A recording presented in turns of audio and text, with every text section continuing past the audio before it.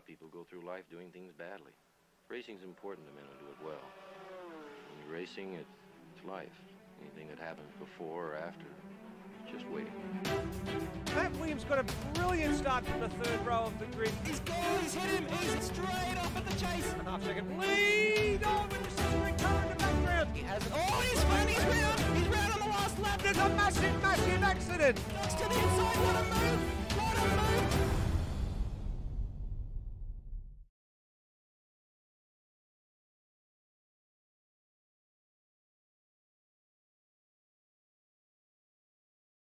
Hello everybody and welcome to Automobilista Australia's Supercars Round 10, coming to you from Sydney Motorsports Park.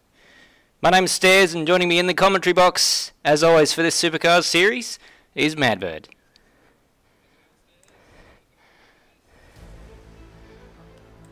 Interesting racetrack to watch, so it's going to be very good to see this race unfold. Brenton Hobson and Lewis Wedding neck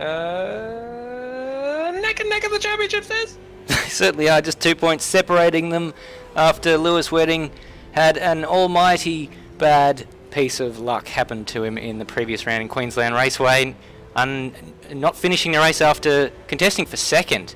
And Brenton Hobson battled all the way to the flag to pick up some valuable points and close that championship gap.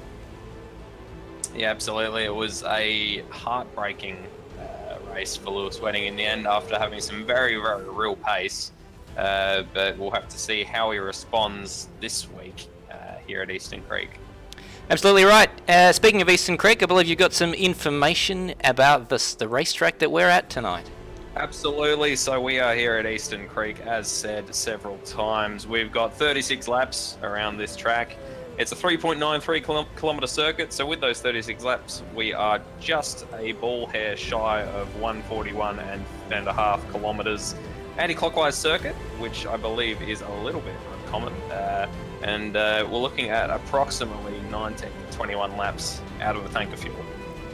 Yeah, so that will make a fairly wide window for your pit stops, and strategy all the more important as a result. Let's have a quick look at the points. As alluded to earlier before, Lewis Wedding leads by a slender margin of just 2 points over Brenton Hobson, and those two have got their work cut out for them tonight, let me tell you, with some of the fast guys we've got in the server. Will Devonish is the leading driver for Pro B on 87 points, with the absent Aaron Thomas, who hasn't been around for 3 rounds, and he is on 84 points ahead of Matt Scruff Williams, who relinquished the title of El Chief earlier this week, but still remains in some form as an admin. And Baker, he's in 6th place, 63 points, tied on Harvey with the re-chief, Brock Harvey. Kurt Stenberg, after doing 3 rounds, has catapulted his way up into 8th place in the championship with 55 points. And yeah, it's quite impressive. Cracker in 9th, and Aidan Schultz in 10th. Turning our attention to the Super 2 category, Brenton Foley is absolutely dominating that one. He, out of 6 rounds, has finished first in 5 of them, and second in the one where he didn't win, from Philip Boak.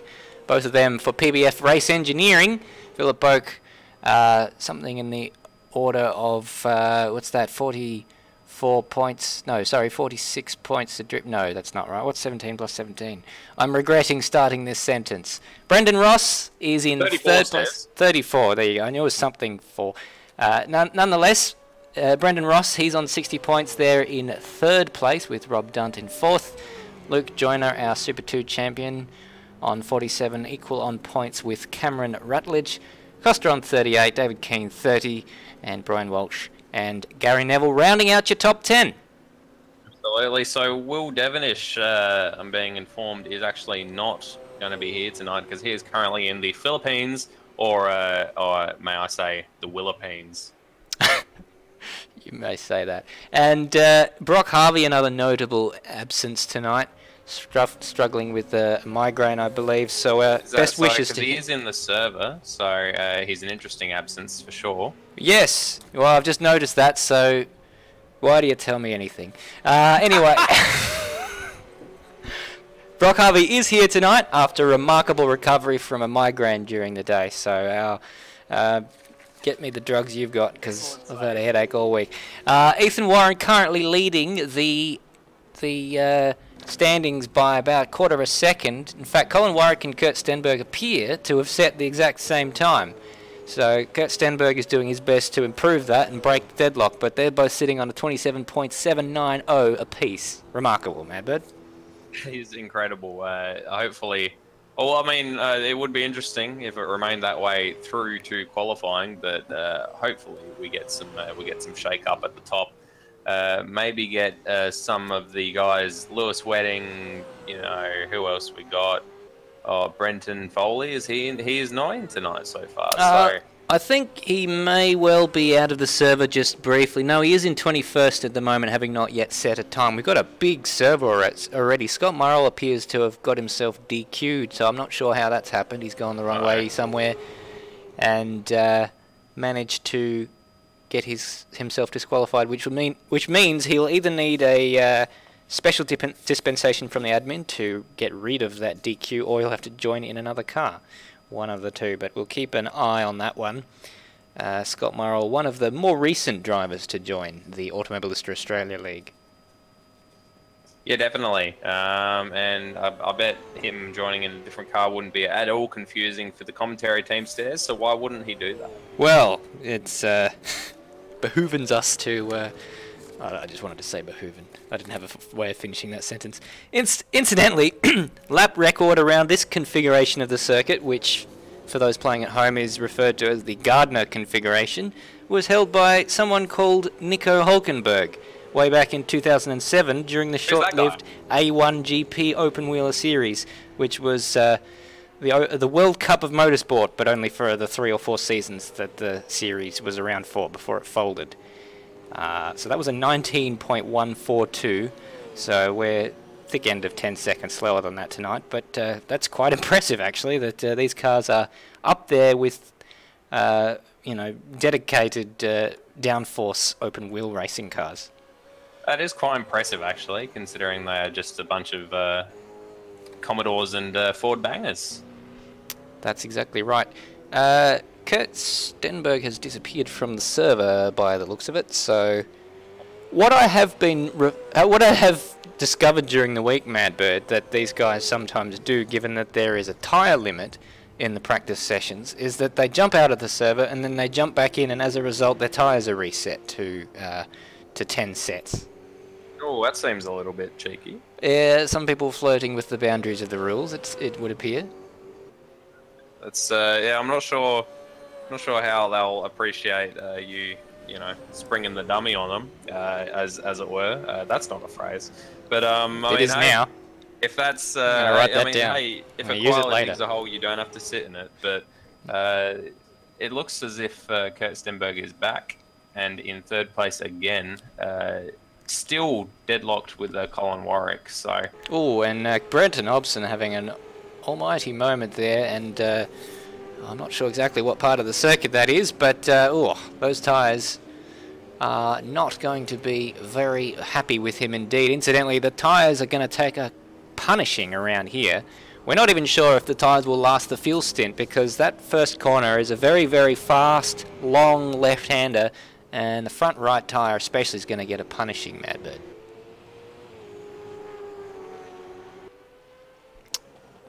Yeah, it'd be interesting in pit stops whether anyone decides to just opt for one side or the other. Maybe save a little bit of time, although I think pit stops are fairly even, depending on how many tyres. Gracious me, Hobson has just speared off the circuit. Got an almighty tank slapper. I said those tyres were screaming. Excuse me, and they screamed just a little bit too much, and they have resulted in him colliding quite heavily with the wall after the car snapped violently from one side to the other.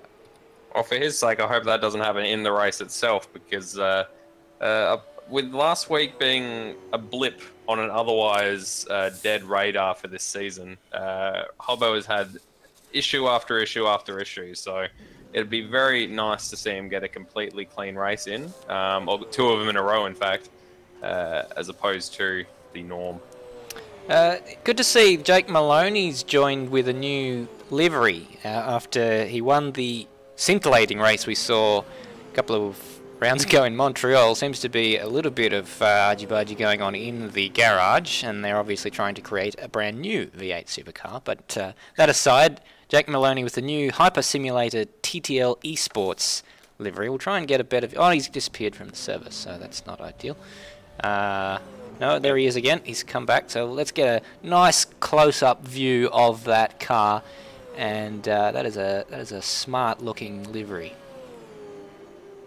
Yeah, it's very nice. A lot of nice liveries on the grid today. A few new ones. Always nice to see. Including Jamie Snow's, who I don't think is in the server, but if he does rock up, his is something special. Yes. Well, we haven't seen him for a little while. And by a little while, I mean since last round, because he was in Queensland Raceway. But doesn't seem to be able to commit every week to these V8 supercar races. Not that they are on every week, they're on every 2 weeks, roughly. Certainly at this stage of the season, we're in a little bit of a patch with a couple of races happening in a bit of a clump. We've got the Bend Motorsports Park coming up next round in the real-life V8 Supercars Championship. But given that we don't have a circuit to run for that, it'll be replaced by Barber Motorsports Park. Oh my goodness. Thomas McMillan and Brenton Hobson doing goodness knows what in the pit entry. That is something that... Oh! Cover the kids' eyes. The humanity. Oh, the humanity. Oh! Sure! Barber's a very... Oh my god. Yeah. You go on, Barber. This is the qualifying session, by the way. Barber is a very interesting track in and of itself. So I think that'll be definitely a very good race to watch. As Madbird's finally gotten his Automobilista working, so kudos, Razor. Excellent. So sorry I wasn't able to formally effectively describe the vision that we were seeing, because it was somewhat distracting and not something... I've seen strange things in Automobilista before, but not quite to that extent. But nonetheless, our qualifying session is underway and the cars are beginning to take to the track. We've got Brenton Foley on the circuit ahead of Ethan Warren. Behind him are the championship and protagonists of Brenton Hobson. Lewis Wedding is a little bit further back on the track. We've got Colin Warwick going through there with that brand new livery there, the Raceworks Australia racing car, and that looks fantastic, doesn't it, with the silver on the side. It's beautiful. Certainly is. And Kurt Stenberg behind him. We've got no one really... Well, considering how big a server it is, we've got 23 cars. In fact, I think we've got more if I scroll down. 25 cars, and even though it looks like there's a lot of them on the track, we've got 8 of them still in the pit lane. Yeah, people leaving it. We've got Matt Williams, who else? We've got Dwayne Davies, Gary Neville, Philip Boak, Lewis Wedding, and Cameron Costa, all still in the pits. So maybe they're just wanting to give it a minute, see what sort of times everyone else is setting, give themselves a bit of a benchmark perhaps, but generally you want as much time as you can to punch in some hot laps. Yeah, it's a strategy we've seen from Lewis Wedding before. He's quite comfortable not going out straight away. But having said that, Ethan Warren, he's certainly one who's happy to go out straight away. And here he is to set the first qualifying lap of this session. And very, very wide on turn 1 there. He was trying to carry as much speed as he possibly could, and he's gone deep at 2, and he's thrown that lap away, I think. So let's go and join someone else who's about to start a lap, and we'll follow them for the first onboard lap of the of this qualifying session. So Cam Rutledge will be our tour guide around this racetrack, going down into turn 2, going to the inside rather early there. Don't want to get out onto the marbles. It's a very nicely modelled track, this, with all the racing line. And patience on the throttle. Out of 3, down the hill, down to 4. Braking just before 50 metres and getting the nose in. Just a little bit of curb there. And not using all the track on the left-hand side to square it up for turn 5. And then up towards the sharp turn 6. This could potentially be an overtaking opportunity down there, all over the curb. All sorts of action going on up ahead, up towards 7. Much faster. Dwayne Davies up ahead. Hopefully Dwayne Davies has seen Cam Rutledge, and indeed he does. Neatly gets out the way down into turn number 8. A very, very long hairpin. Squirt the throttle. Off you go, off towards 9. A very, very fast left-right chicane here with turn 9 and 10, which feeds you directly into the final corner, and you want to get a bloody good exit out of here because it can set you up for a move down into turn 1. And here he goes, Cam Rutledge, out of the final corner, down the main straight to set his first qualifying time of this qualifying session, and he sets a benchmark of a 31.8, but the man at the top at the moment is Colin Warwick.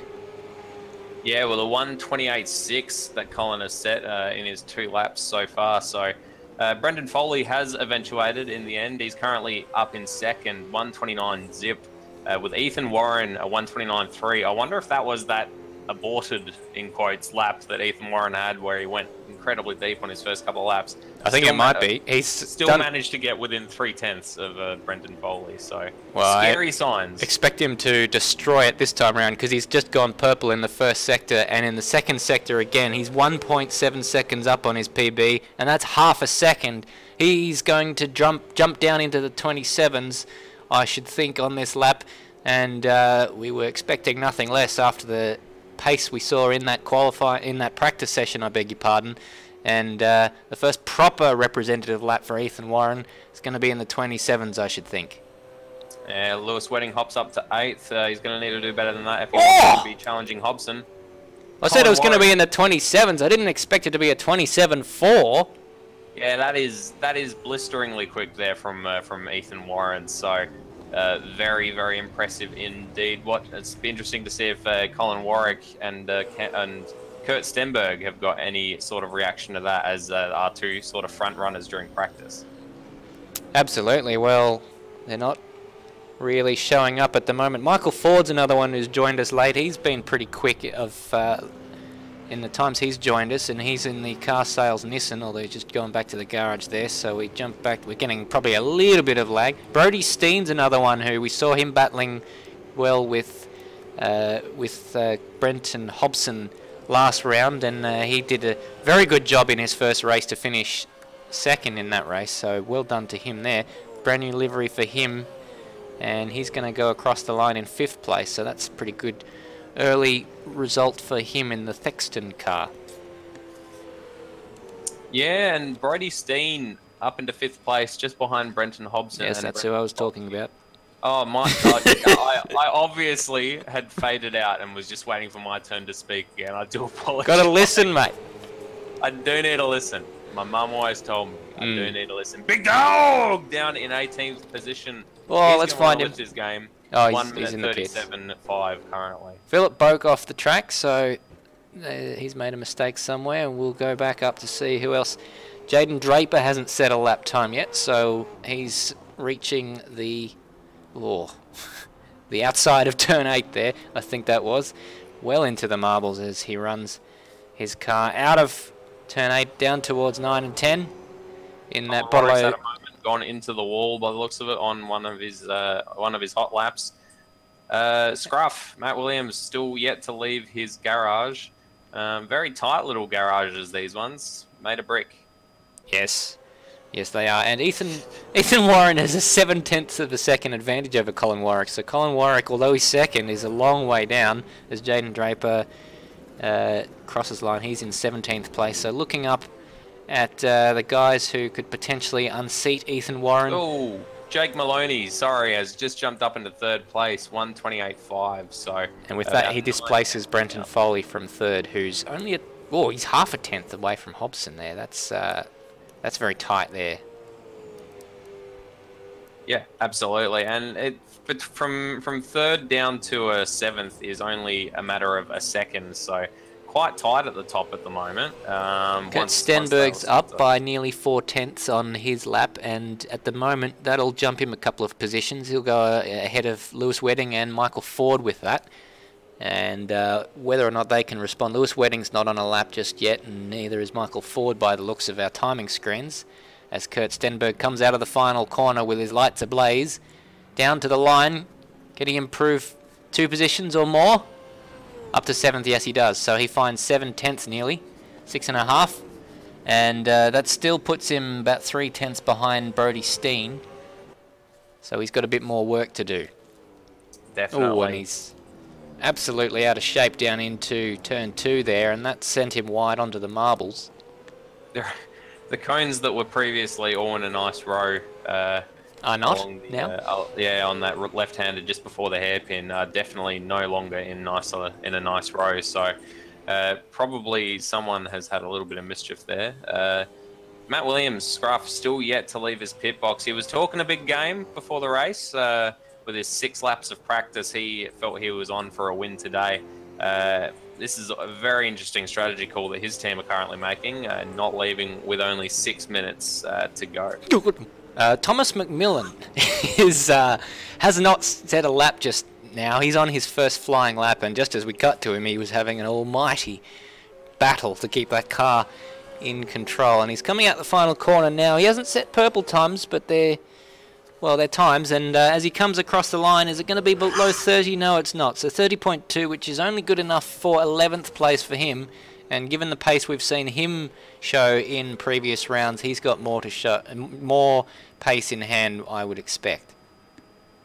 Yeah, absolutely. I'm just watching Lewis Wedding here, hoping that he's going to find a little bit more pace than he currently has. But he's just gone back to the pits, so can't have been enjoying that lap that he was currently on. Yeah. Only 5.5 minutes left. Shuffled down to 10th there, so Cameron Costa's jumped in ahead of him as well, and Maloney's gone faster as well. So that's there's so many fast guys here. They're taking points away from the guys who we are used to seeing as the championship protagonists.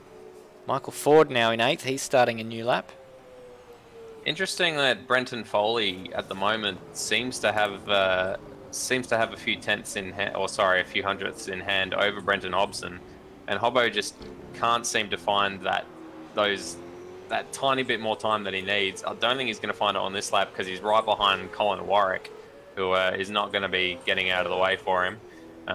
So it'll be interesting to see if Foley does start ahead of Hobson, how he does, because previously when he's been in a decent position up front from qualifying, he's had some issues. So crossing fingers, I do like the boy, and I say boy, he's probably older than I am, and I do hope that he manages to hold it together. Yeah, it's interesting because we've seen these guys battling for wins, but with the strength of the competition at the moment, they, Brenton Foley, Brenton Hobson, they're not actually worried about one another because they're in completely different championships, with Brenton Foley not moving up to Pro A until this season is over. So because he's in a strange position where he's fighting with guys who he's not actually taking points off of, and they're not taking points off of him. Having won every single race bar one in the Super 2 category, his nearest competitor, if we go down the list, and we have to go down to Cameron Costa in 10th place, who's second in class there. Yeah, it is an awkward situation for him to be in, as Brenton Hobson proves me completely wrong and jumps himself up into 4th with a 128.4. Stairs, what's wrong? Big Dog nearly took out Cameron Costa there. We cut to Cameron Costa as he was just minding his own merry way, and Big Dog comes into the shot backwards, but thankfully avoided contact. But I think Costa was scared off the track by seeing that in his mirrors. Yeah, I can fully sympathise with him. It's quite scary when a car just smashes across your nose when you're trying to do a fast lap. Hobson up into 4th, as I did say, and is now hot on the heels of Kurt Stenberg, 3/10 down and 5/10 up on Brody Steen. Scott Murrell's had an incident somewhere. We'll try and find a replay of that, because it was during that fast turn one by the looks of it, and due to the number of people in the server, the replay is not working terribly well. Oh, sorry, Colin Warwick has just had an almighty tank slapper by the looks of it going into the hairpin. I think it was the hairpin, and he has affected Brenton Hobson's lap a tiny bit, but hopefully not too much. He's gone back to the pits. Impressive to watch. He's probably affected the cleanliness of his underpants by the sounds of what you're describing there, but he's now going to the track for what will be his last attempt at improving his time. He has chipped away at that pole time of Ethan Warren, but oh goodness, and Thomas McMillan in the background sideways through turn 1. When I say sideways, I mean backwards.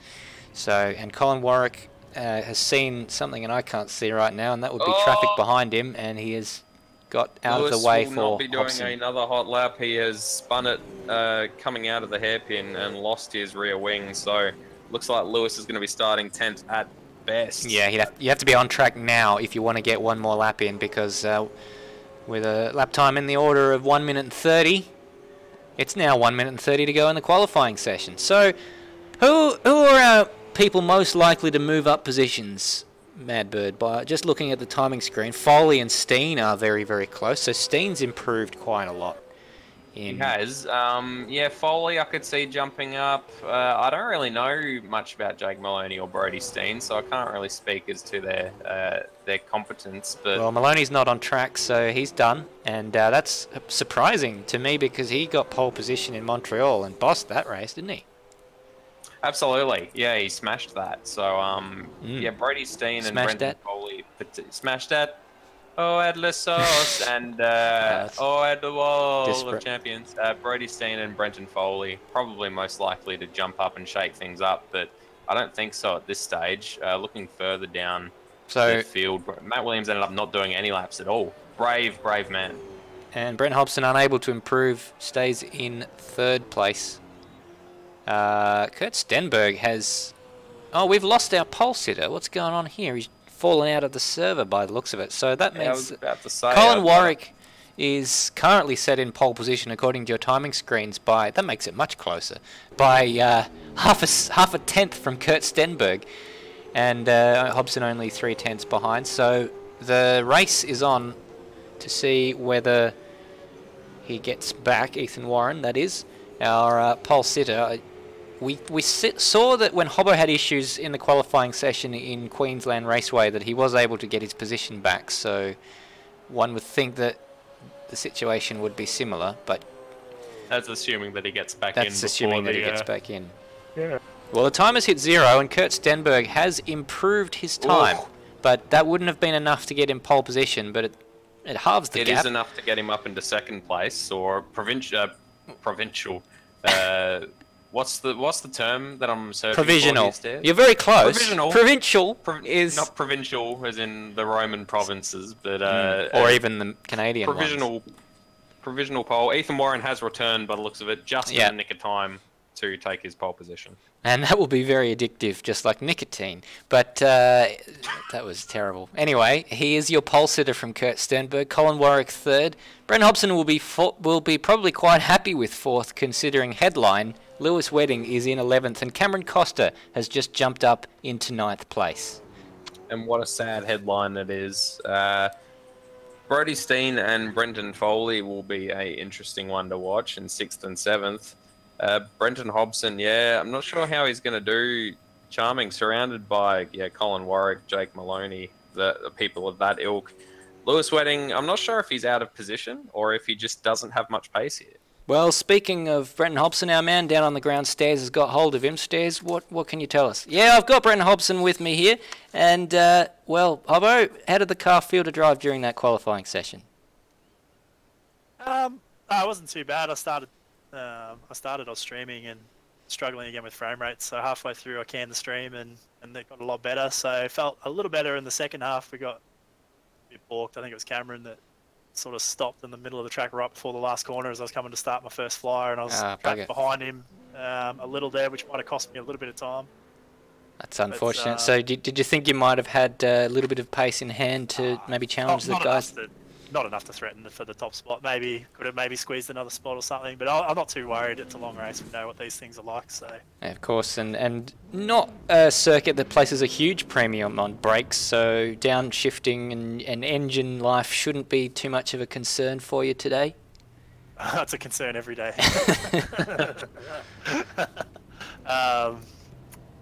Yeah, we'll just see. We'll see how it goes. You know, I never want to count my chickens before they hatch when it comes to this deal. So Fair enough. we'll take it easy for, I don't even know how many laps it is, but we'll just take it easy and see how it shakes out towards the end. No worries. Well, best of luck to you, Hobbo, and thanks again for joining us.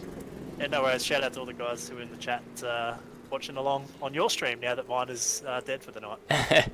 Yes, and if you are indeed watching, please say hi. We always like to read the chat during the race, during our call, especially sometimes you guys can provide some information that we might not be aware of. Yeah, absolutely. It is. It's always handy. And anyone who says that Hobbo is better than Lewis can get the hell out. Well, we have impartiality at mind here. We are very impartial. I do. Yes, I don't know what I was thinking when I said. And I don't know if impartiality is a word, but nonetheless, it's one that I've invented. Incidentally, speaking of the live chat, hi to Nick14 and Roadies Racing, which is Benjamin Rhodes, good friend of ours, and Mr. Walsh, Brian Walsh 73, also watching along. So hope you enjoy the race. And the fence sitter extraordinaire is Mr. Walshy. Go Team Lewis, go Team Hobbo. Well, what about Team Stenberg, Team Warren, Team Warwick? There's so many people that have made this quite a competitive competition. Probably one of the most competitive series that Automobilist Australia runs. Obviously, one of the most popular. Yeah, absolutely.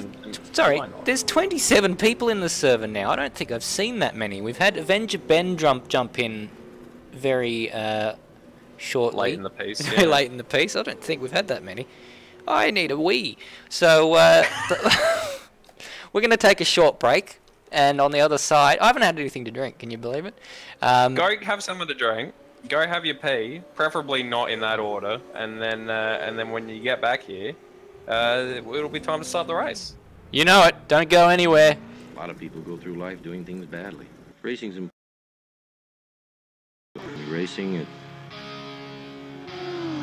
life. Anything that happens before or after, just waiting. It's lights out and away we go. It's a great start from Sebastian Vettel. We come up the inside. McLaughlin gets it to They run, but the Red Bull Racing man has got through. The champion's done the job. They're all gone. They're all gone. Tander's off. McLaughlin's off. Make room. Richard Petty and Dale Earnhardt. There's another 7-time champ. Jimmy Johnson wins his 7th NASCAR Sprint Cup championship.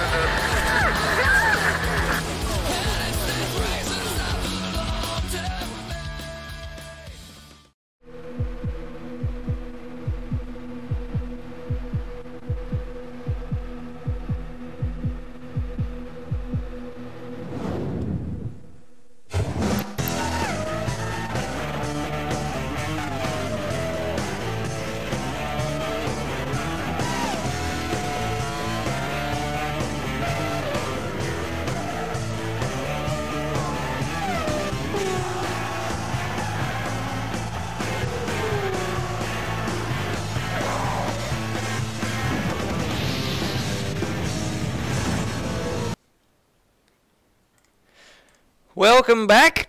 It's been a short break, and on the other side of it, we are now ready to exercise my favourite tradition, which is one of futility, and that's predicting the result for the race. Madbird, have you got any idea what's going to happen tonight? Nope. Yeah, neither do I. It's going to be, and that's what we love about it. Ethan Warren, well, we've seen him dominate qualifying sessions before and promptly drop out of the race because he doesn't.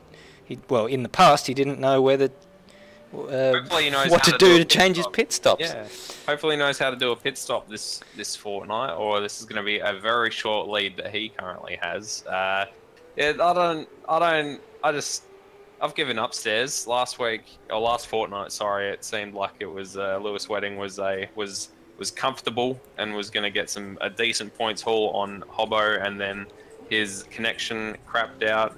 And Hobbo ended up having a decent points haul on Lewis, so I'm not gonna bother trying to predict what's gonna happen. I'm just gonna sit here, watch it, and hopefully speak competently about it. It was interesting. You mentioned that it was the opposite scenario the race before at Montreal, where for all intents and purposes it looked like Lewis Wedding was struggling for pace quite significantly, and in the end he came through and got himself a handy bunch of points with Hobbo having numerous incidents that day that well, not incidents, he had his pit menu thing that he couldn't change anything on there because his buttons had all realigned themselves, and then in doing that, pressing buttons, he blew his engine up and ended up bleeding a lot of points, even while he was fighting for the victory in that race. But we didn't know at the time that there was no way he was going to be able to change his tyres. Yeah, not ideal, not being able to change your tyres, which Ethan Warren and the other Warren had the exact same issue at Queensland. And yeah, hopefully someone has had a chat. Apparently Kurt was in the Discord with them while they were racing, and Ethan just said, "Oh, do you know how to do your pit stops?" And Kurt said, "Yeah." He was like, "Can you tell me?" And Kurt was like, "Nah." So hopefully in the intervening 2 weeks, Ethan has practiced pit stops, or Kurt has taken a bit of pity on him perhaps, and given him the lowdown on AMS Motorsport Simulator pit stops. Well, I mean, I don't know. If I was Kurt, I wouldn't do that. I'd enjoy the advantage while I had it. Kurt, as we mentioned before, has exploded on the scene in this circuit. He's in this series only done 3 races, on the podium in all of them. First, third, and first. Last week, I think, or last race, Stairs, I think you called Kurt Stenberg for the win of the championship, and at this stage, you're not looking horribly ridiculous with that prediction. So, well, he's got. Let me just put something to you here. He has done 3 races. Brenton Hobson has done 9 races. Brenton Hobson is on 105 points. Kurt Stenberg is on 55 points. Race for race, you know, if you had 6 drop rounds, then Kurt Stenberg would be leading the championship. Which, I mean, luckily we don't, but I take your meaning that if Kurt sticks around and if he continues to do the sort of, if he continues to have the sort of results he's been having, he is going to be right up there towards the end and potentially with a commanding lead, which, considering he didn't rock up for the first, 5 or 6 rounds, is incredible. Well, it puts pressure on the guys who are ahead of him in the championship, because if he continues to consistently outpace them, they can't afford a single DNF or a bad result, and they've been doing nothing but for the most of this season. Looks as if we've lost. Sorry, it looks like as if we've lost Avenger Ben back down to 26 runners, which is still pretty respectable. Yeah, that's big un. That is a big un. Yeah. So the cars are now gridding up, and that is potentially going to be a lengthy process given the number of cars. Look at the crowd; they're loving it. This guy, he absolutely loves it. That's a woman, and look at that. That is a fantastic sight. Just cars ready to start racing, and Kurt Stenberg leaving a trail of smoke in his wake. Ethan Warren, though, he is the pole sitter. Absolutely killed it in qualifying. He was 3 or 4 tenths faster than his nearest challenger, which, as I mentioned before, was Kurt Stenberg. Colin Warwick lines up in the 3rd with that brand new livery ahead of Brenton Hobson for Synergy Sim Racing, trailing Lewis Wedding in the points by just 2. Jake Maloney in 5th with another one of our new liveries, the Hyper Simulator TTL Esports car. Brody Steen, he had his debut last time out, and what a debut that was. He's got a few fans watching along in the live chat. Brenton Foley leading the Super 2 category, down there in 7th. Told me he wasn't particularly happy with his setup over the last few days, and I'm sure even though he's leading his category, probably won't be happy with 7th. Thomas McMillan in 8th in the 2003 Mark Scaife tribute car. Cameron Costa in 2nd in Super 2 there. He lines up 9th ahead of Michael Ford in the car sales racing car. Lewis Wedding is in 11th place, and so he's got everything to do, and he'll be hoping for a consistent race there ahead of Philip Boak the second PBF race engineering car, third in class. Lee Sanford, a new livery for him, Lee Lemon. Aidan Schultz, he's got a new livery. Still sticking with orange though, so that's good for us as commentators. He's 14th from Brock Harvey in 15th. Good thing he got over that migraine. Jaden Draper, 16th, ahead of Cam Rutledge in 17th. Dwayne Davies and Cracker share the next row of the grid with Scott Murrell in the Monster Energy car in 20th. Brendan Ross in the 2015 DJR Team Penske Xbox car. Say that quickly, what a mouthful. 21st. Gary Neville in the Shell V Power car, 22nd, ahead of Brendan Simons, who's just going a bit wide there. Luca Joyner, actually I don't think he's going wide, I think that's a bit of lag. And Big Dog, Big Dog, there he is, he disappeared from the screen, so I was a little bit concerned about him. But there he is in the Aussie Mail car, and Scruff, I don't believe he actually went out in qualifying, so he will line up last. So, Ethan Warren's found his way onto the grid, so he's already there, and everyone else is making their way still through the final corner. He's going to be waiting for a little while, and he's just reversing back there to find his spot. We're going to try and find a wider angle so we can see the cars at the back still making their way. There's still 6 or 7, even 8 cars that haven't lined up there. Thomas McMillan just going forwards, and he's actually gone too far, has Thomas McMillan. He's being told that he's not lined up properly, and he has to. Now he's reversed too far, and he's nearly reversed into the car behind him. And Big Dog there is glitching in and out and all over the place, so I'm hoping that does I think that's just for you, I think, because it's a bit of lag. There's a lot of cars. We're not going to be having reliable replays during this race as a result, but nonetheless, looks like we've got everyone on the grid lined up, or there might be Brenton Foley might need to go a bit further forward. A little bit of shuffling happening. Lewis Wedding, no, he's fine, but he just lit up the rears, just reversing a touch, but I think we might be all right. No, someone's not lined up properly at the back. It might be, is it Brock Harvey? No, Brock Harvey looks alright. Dwayne Davies is adjusting himself, perhaps. Perhaps him. Brenton Hobson. It's Dwayne Davies. Dwayne Davies is nowhere near his grid slot there. He's got to go forwards. This is absolutely racing at its finest. Now the brakes of this man here will be stone cold. Good thing turn 1 doesn't need brakes, but turn 2 does. Oh my goodness. So Dwayne Davies has realised that he's causing the hold up. Oh, there we go. And now we're going to get the lights. We're going to get racing after a lengthy delay here at Sydney Motorsports Park. A little bit of movement there. Kurt Stenberg's got a drive-through penalty. I saw he was moving on the line and he moved just a little bit too much and he's triggered a stop-go penalty. Sorry, a drive-through penalty. But Ethan Warren leads the way through turn 1. And he's got a bit of space clear. Brenton Hobson's moved up into 3rd. Great start for him, and he's going to get through on Kurt Stenberg when he makes his penalty, serves his penalty, I beg your pardon. Behind him, Thomas McMillan up in 4th place, so good start there. So it was Colin Warwick had a bad start, and we got Dwayne Davies around in the background.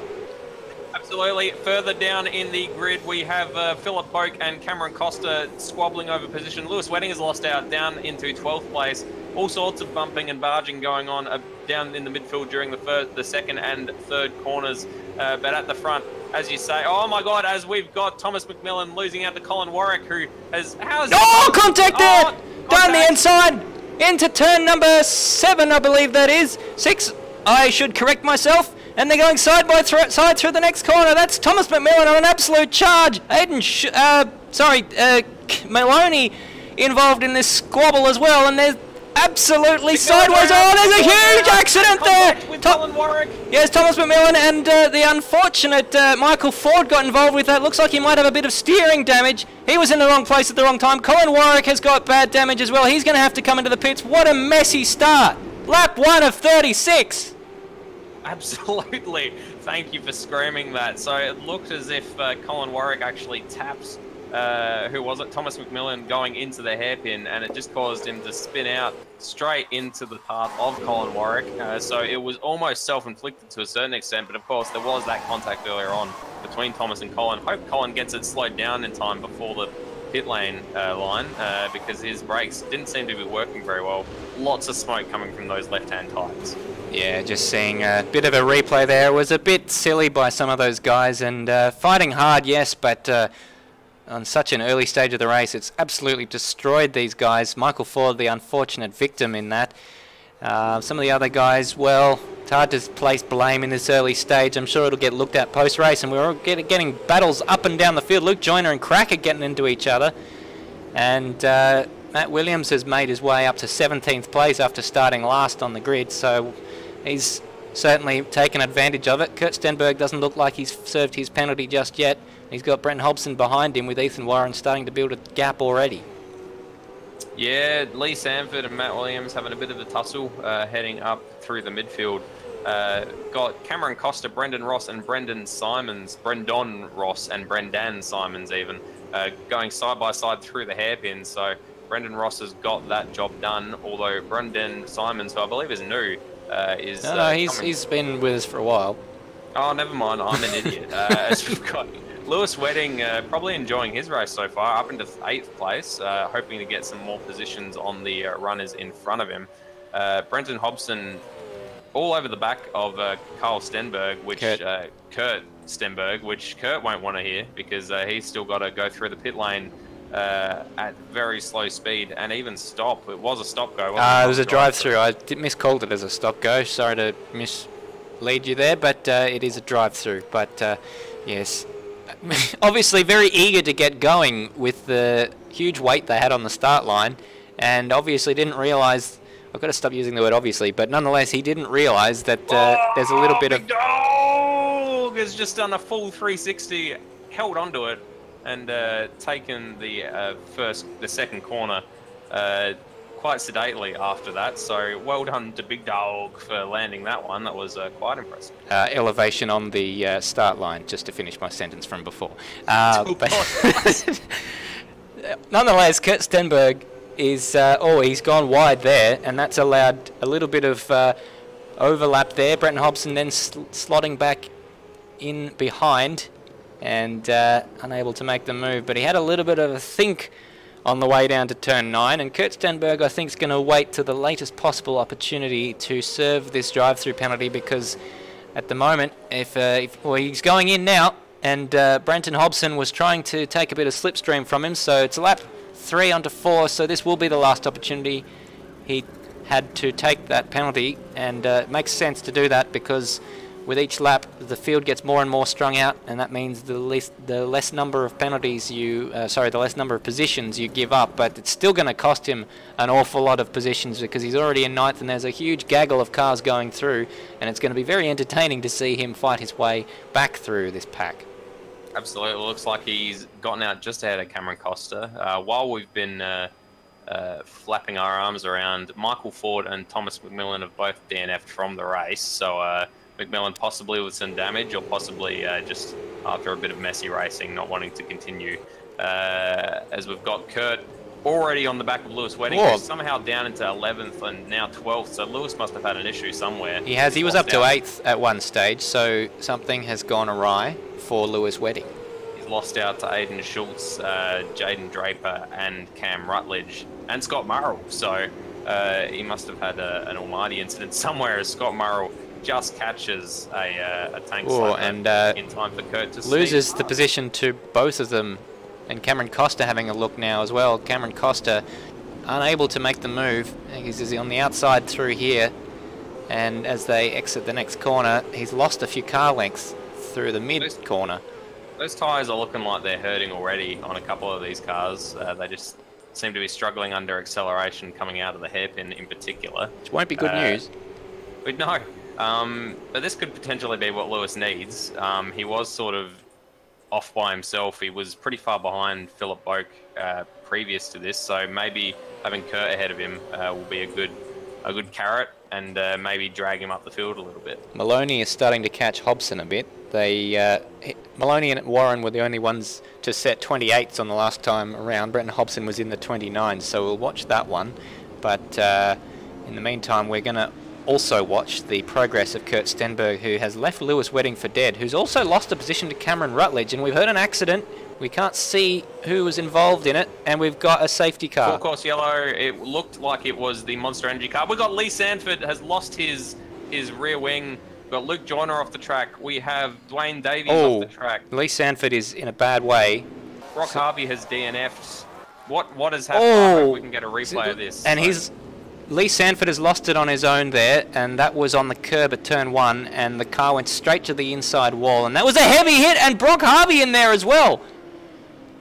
Losing it in sympathy, and just, oh my goodness, so he's ricocheted Lee Sanford back onto the racetrack, and right into the path of Luke Joyner and Dwayne Davies, who've had an almighty collision. That is why we are under full course yellow conditions right now. Absolutely, that's an immense crash. So in the last 30 seconds, we have Brock Harvey, DNF, Dwayne Davies, DNF, Lee Sanford, DNF. Currently, Luke Joyner has managed to continue. Looked like he got away with a sort of grazing hit on Lee Sanford rather than the full-on smack that Dwayne Davies did. But that was a horrific accident, and a bunch of people seem to be taking this opportunity to dive into the pits. Who have we got in the pits? We have Lewis Wedding with an early pit stop. Why not? Scott Murrell in the pits as well. It looks like that's it at the moment. The only one's taking the gamble. Are they allowed to pit at this early stage of the race, of the full course yellow? I have no idea. Matt Williams' Scruff is also going into the pits. So well, if anyone would know, it would be him. If anyone would know. Also, yeah, Matt Williams. Also, no, I was just seeing Scott Murrell as another car who I thought I hadn't noticed, but I had noticed. There's someone else. That's Big Dog! He's on the pit entry right now. What's his name again, Stairs? Sizable canine. I'm not sure if they can go to the end at this point. No, no, but if they do need to two-stop, then they will have stronger tyres, even though it's only 6 laps. And still makes a difference. Does make a difference. If other cars have to two-stop, if they can't make a one-stop work, then it will be a very interesting mishmash of strategies that we have at play here. Absolutely. We've got enormous Terrier leaving the pits.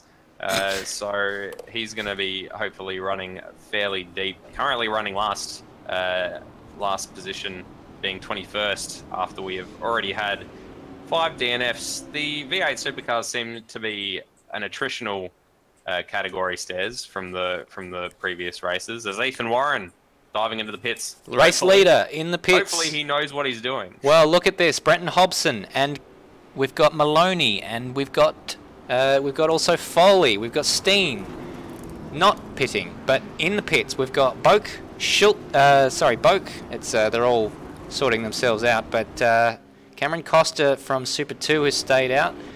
Brendan Simons has stayed out. Gary Neville has stayed out. Luke Joyner has stayed out. So just those guys in the pits there, which are Philip Boak, Ethan Warren, and Brendan Ross. So let's write that one down. It's going to get hard to follow from a strategy point of view, I should think, this race, but that may well play into the hands of Ethan Warren, because the pace he has, he'll fight his way back through on new tyres very quickly indeed. Definitely. Looks like he's come out in 16th behind Scott Murrell and Lewis Wedding, so they won't give it up without a fight, but it must be said Ethan Warren's pace is on a completely different planet, a different orbital trajectory to than those two, so I imagine they won't give him too much of a fight. Next, furthest up the field that will give him a fight, I reckon it would be Kurt Stenberg, currently in 7th, but you would be expecting him on the restart to grab a couple of positions. Aiden Schultz, Jaden Draper, their rears looking ripe for the taking currently. Brenton Hobson, now the de facto leader of this race, with Ethan Warren pitting ahead of him. So Hobbo will be enjoying himself. Let's hope he doesn't blow up his engine. Well, I should think that he will be committing to the one-stop now, and hopefully he has taken care of his tyres in that early stage, and that would place him in a good position as long as there are not other safety cars that fall at inopportune moments for him. But the one man that this has really benefited is Kurt Stenberg. It's brought him right back into the race. It has, after an unfortunate early... What am I even trying to say, Stairs? Well, I mean, the early drive-through. God, an unfortunate early, getting a drive-through at the worst possible. Well, not the worst possible, but the earliest possible moment you can get one, and that is as the race is beginning. I guess better that than and that way you got it out of the way, and you can spend the entire rest of the race just trying to catch up. As we've got Brendan becoming the safety car, controlling the field. It'll be wait and see when he takes off. Jake Maloney is all over his chuff. Ethan Warren with a stop go. Stop go. Oh my God! So he must have passed someone too early. We'll have to go back and look at that because we know that there can sometimes be issues. There were 3 wide behind, and the top 2 have made an absolute bolt for it with Brendan Foley holding off 3rd place. Oh no! What a disaster! It was which one was that? Jake Maloney is Jaden Draper. Jaden Draper has gone straight into the back of Brendan Foley. Brendan Foley will be very unhappy with that one. Down to 18th place in one corner. And I should think that Jaden Draper has a penalty coming his way very soon indeed, because that was 100% his fault. It looks as if Philip Boak has also gotten a stop-go penalty. So potentially the same thing, as we've got an enormous gaggle around 12th position. Colin Warwick, Lewis Wedding, Ethan Warren all scrabbling for position in this midfield of the track. We've got and Ethan Warren, he's collided with the Shell V-Power car of Gary Neville there, and Gary Neville losing positions. And we've got there's huge damage for Jaden Draper. He has spun, and obviously he is still nursing a damaged car, and he's now retired from the race. So we have Colin Warwick just threw it up the inside of Lewis Wedding. He was never going to get that car. And Wedding wasn't happy, flashed his lights. Yeah, I wouldn't be happy either. He was not going to stop that unless Lewis turned in, which luckily he did. If Lewis had just broken a little bit and let him go through, it looks like Colin might be letting him back through. He is taking a very wide line through the last corner, although I don't know how much Lewis will thank him for it, since he's going to get and Ethan Warren's stream all the way down. Ethan Warren's coming in to serve his penalty. We've got Philip Boak in 14th place, having a look at Scott Murrell, and already we've got Brendan Foley up to 14th place, so recovering well. And absolutely sideways there was Matt Williams through turn 1. How did he manage to get that one through? He was committed. And poor old Brendan Foley's getting barged from pillar to post here, and Scruff loses the position there. We've got Luke Joyner getting involved in the battle here, and Brendan Ross sideways out of turn number 2. Gracious me. Turn number 2. Brendan Foley is making his way back up now. He's got Scott Murrell ahead now. For the briefest of moments, he was behind Matt Williams, who somehow in that has lost the position that he remarkably gained, if only for a second. And Brendan Foley, opportunistic. Scott Murrell was sideways for the smallest of moments, and not a second invitation was required. These guys need to look when they're turning into the corners.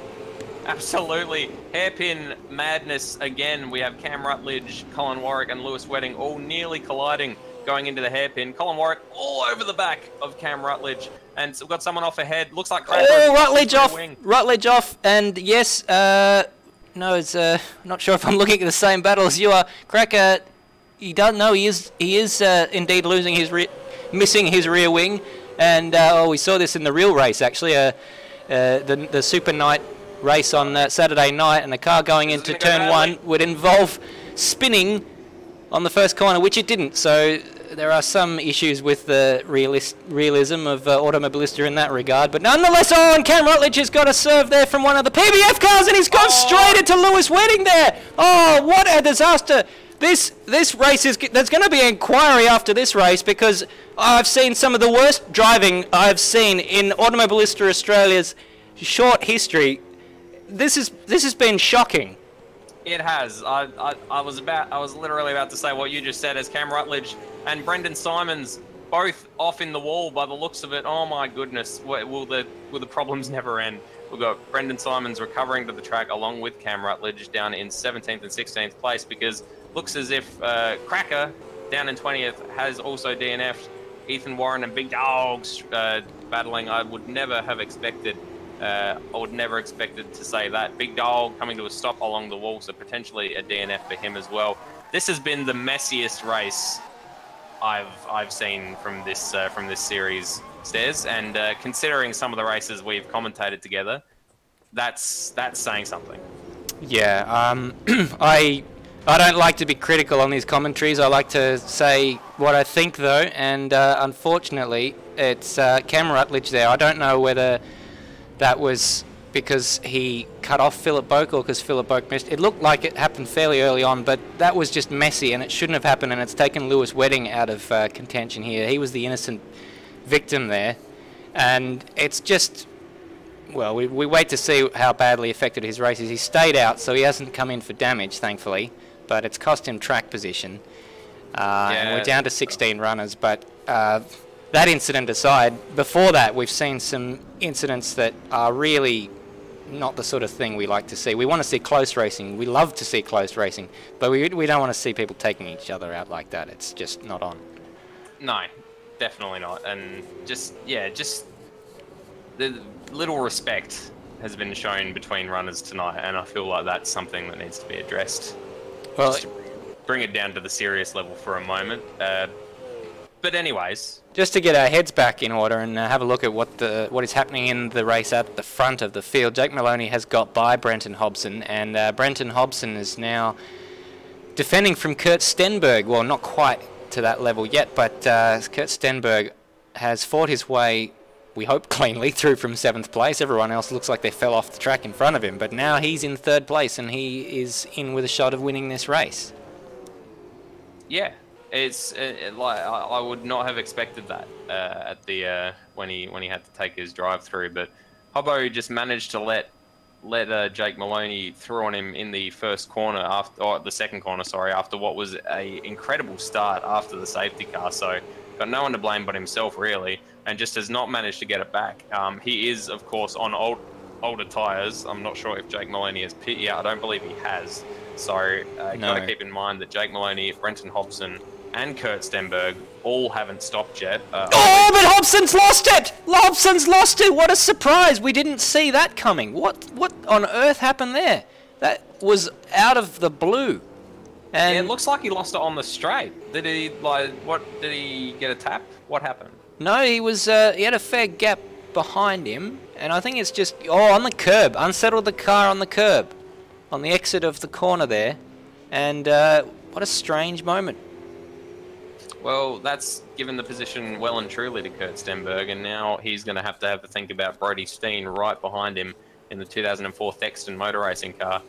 Cameron Costa a distant 5th, and his championship rival Lewis Wedding back up into 11th place, which, considering some of the stuff that's happened to him, is actually pretty impressive. Rutledge was incidentally unable to continue after that accident we saw him have with Philip Boak and Lewis Wedding, and Brendan Simon's Big Dog and Cracker were also their timers. So we're down to 16 cars after starting with 26, so we've lost 10 runners. This is similar to the level of attrition we saw in the Formula 1 race, but the thing is, with the Formula 1 race we started with 13 guys, so that meant that there were only 12 cars left in the race. 2 cars left in the race. In this instance, we still have 16 cars, which is thankful. And we're a third of the way through the race, Stairs. So at this rate, we're going to have nobody left. No. Brody Steen, though, he is looking to continue the battle he had with Brenton Hobson at Queensland Raceway. And just looking at their lap times, the last lap time's not really an indicator for Brenton Hobson. There was a 35.1 because of the mistake that we saw. But they've both been in the 29s. Hobson marginally quicker. Hobson locking up, going into the hairpin as well. So he appears to be struggling on those tyres a little bit more than Steen and Kurt Stenberg ahead of him. Just giving Steen that bit of a sniff, and that might be all he needs just to stick it up the inside. Yeah.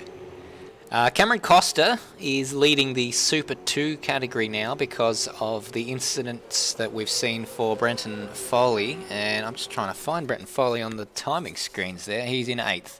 Ethan Warren has DNF. Recovering well. Ethan Warren DNFing. So another DNFer now. Do we know if that was for an accident or just because of his penalties he's decided to call it? Yeah, potentially just frustration, I think. I'm not sure. He was down in 15th or 14th place, I think. So Hobbo went wide into 2 there, onto the marbles, and that's allowed Brody Steen a little bit of a look, but he drives away off the corner into turn 3. Lewis Wedding getting past Brendan Ross up into 10th place. Although Brendan will have the... can I just call him Don? Because it messes me up seeing you Brenton. can call him Rossi. I can call him Rossi. Rossi works. Ross Geller. My sandwich is following after Lewis Wedding. What? Down into the second turn.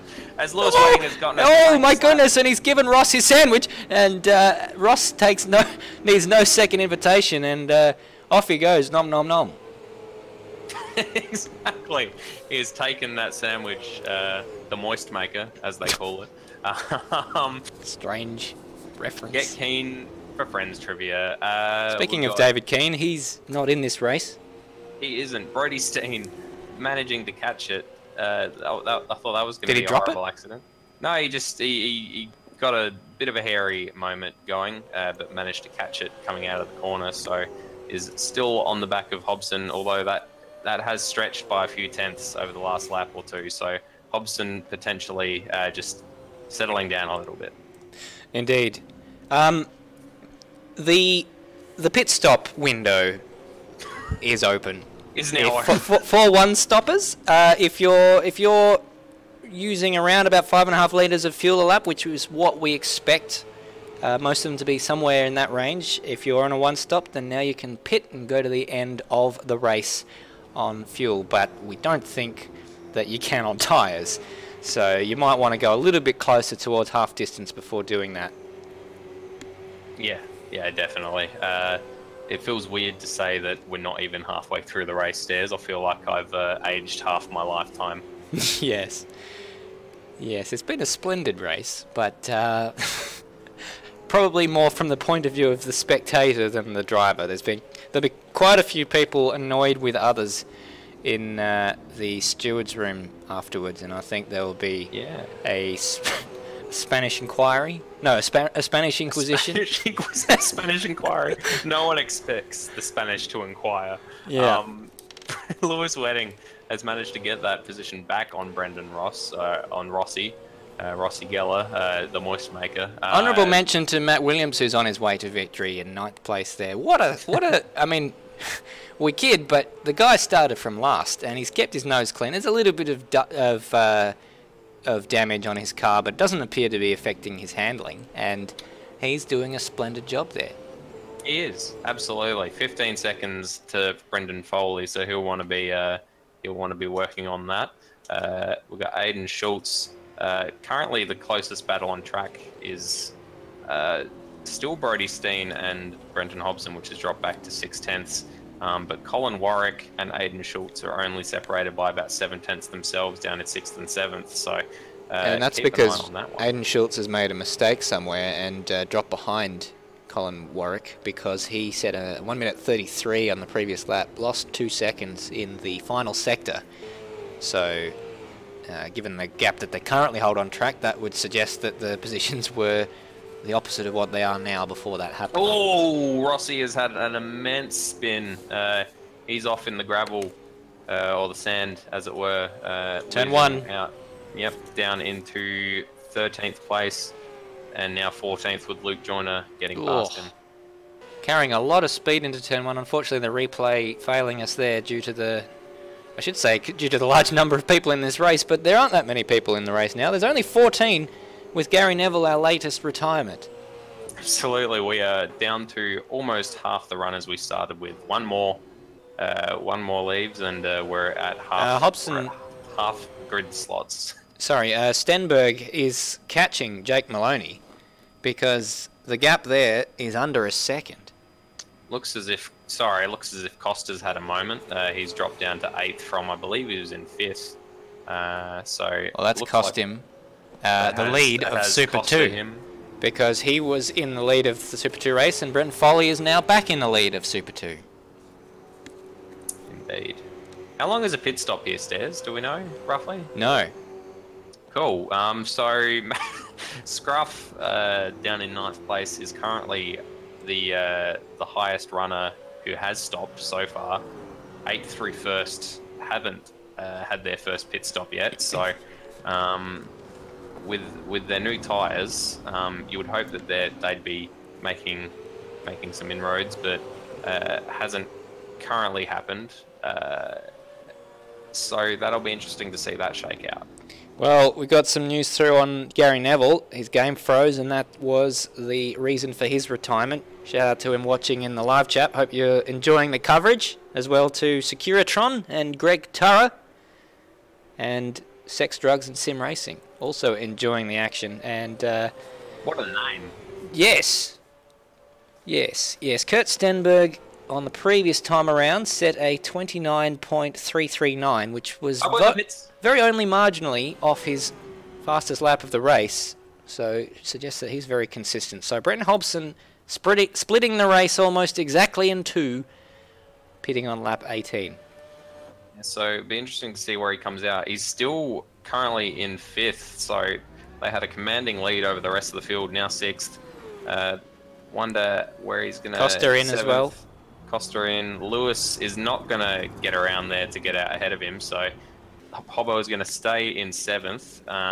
Looks like Lewis might get the position done on Costa, which would bump him up into 8th. So bizarrely, Hobbo and Lewis will be technically racing each other in the very near future, although with several seconds between each other. Yes, but Wedding will need to pit again because he came in on lap 6, and I very heavily doubt that he'll be able to stretch to a 30-lap stint on his fuel, let alone his tyres, given that we don't expect that you can go much further than about 21 laps on a set of on a full tank of fuel, that is.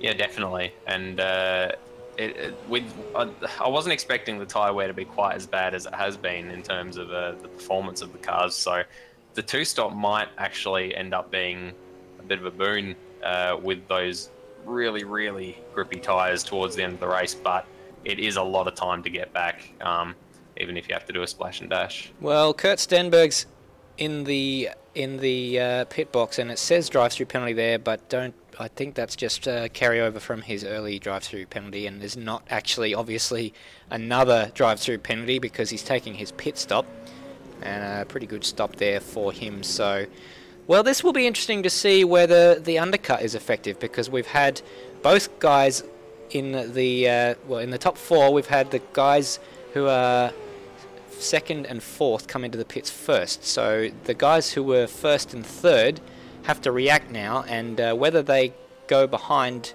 the cars they were battling as a result, that will be something that remains to be seen, and certainly will be an interesting factor in the strategy of this race. Yeah, definitely. So Kurt Stenberg in 5th, now the highest person who has pit. Brendan Foley behind him. Doesn't appear that Brenton Foley is pit. Hobbo, of course, has, and Lewis has, and I believe everyone else has at this point as well, except for possibly Luke Joyner down in 14th place. So it looks like Scott Murrell is in the pits from his position in 13th. So Scott Murrell in, and so is your race leader. Jake Maloney is coming into the pits now, gets it stopped well before the line. You can see now where is Kurt Stenberg. Brody Steen coming along there. Kurt Stenberg currently coming around the last corner, so this is actually potentially going to be pretty Brody close. Steen stayed out. Aiden so Schultz. We thought we might see. Sorry, we thought we might see Brody Steen come in as well because Brenton Hobson pit. But look at who we've got.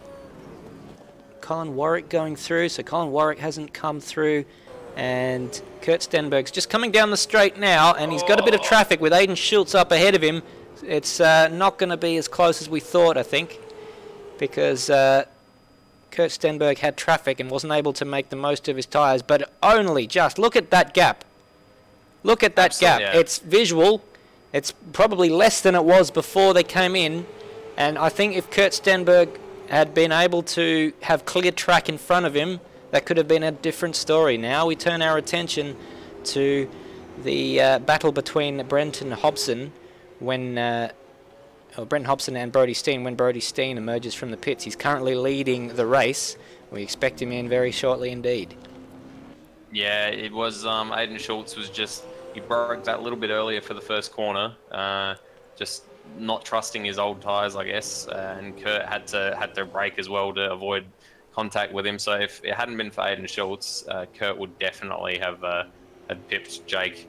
But as it is, he seems to have a bit more grip. His tyres possibly a little bit warmer.